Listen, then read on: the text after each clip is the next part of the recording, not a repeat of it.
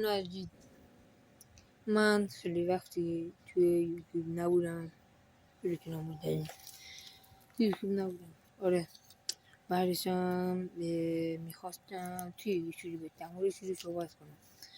قبل از اینکه بیام توی یوتیوب من از الان توی یوتیوب شروع کنم، چون به خاطر که جریان نبودم تصادف کرده بودم با دوچرخه‌ای که بودیم. من تصادف کرده بودم با دوچرخه‌ام که نابود شده بود.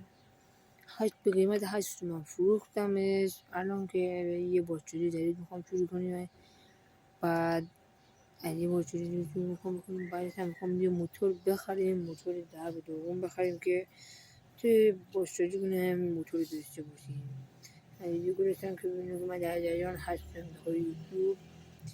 آماده باشیم که ویدیو جنجالی تا کرسا میبینم چون